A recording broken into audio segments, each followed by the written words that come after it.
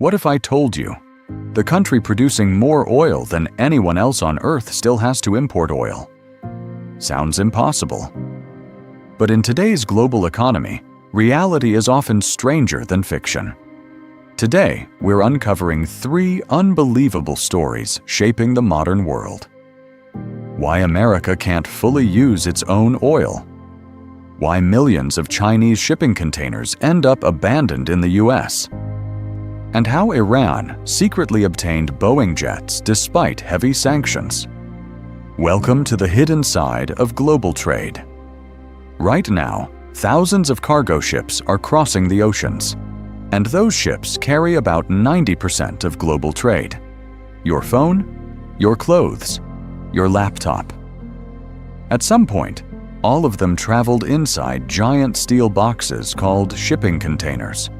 From a distance, global trade looks perfectly balanced. Containers arrive full and leave full. But the reality is wildly different. Over the last few decades, China has transformed into the manufacturing hub of the planet. Electronics, furniture, clothing, toys, machinery, you name it, China produces it. Every year, millions of containers leave Chinese ports headed for the United States and Europe. But here's the problem.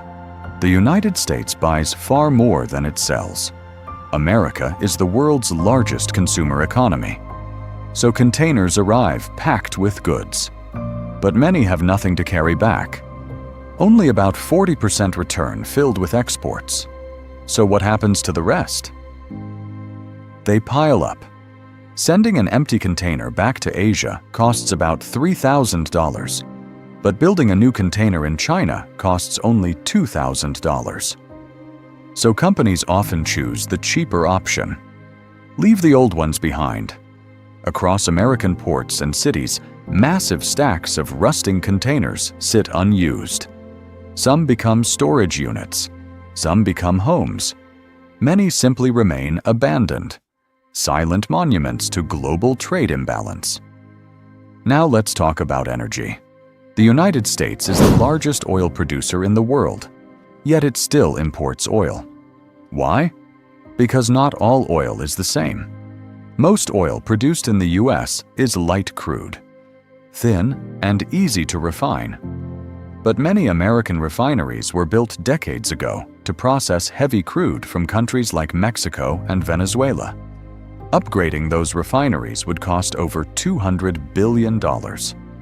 So instead, the US does something surprising. It exports its light oil at high prices and imports heavier oil at lower prices. Strange? Yes, but economically efficient. A lot of American oil comes from Texas, but many refineries are located on the East Coast, and there aren't enough pipelines to connect them efficiently. Even California imports about 70% of its fuel. So despite huge oil reserves underground, the fuel doesn't always reach the places that need it. Now for the most cinematic story. For years, Iran has been under strict international sanctions. Buying Western aircraft directly is nearly impossible. Yet suddenly, Iran began operating Boeing 777 jets. How? It started with abandoned aircraft sitting in the Australian desert. A US-based company bought them. Then, on paper, the planes were sold to companies in Madagascar and Cambodia. But those companies didn't really exist. Once the paperwork moved the aircraft outside US jurisdiction, the planes took off for maintenance flights to Africa.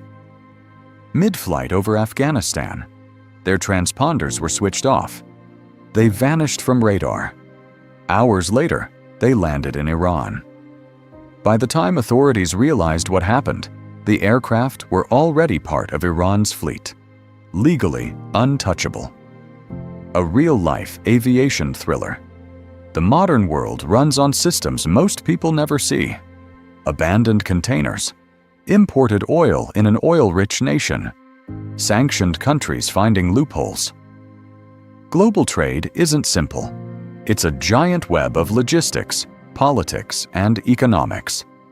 So next time gas prices rise, or store shelves feel empty. Remember, behind those headlines lies a global story far bigger than we imagine.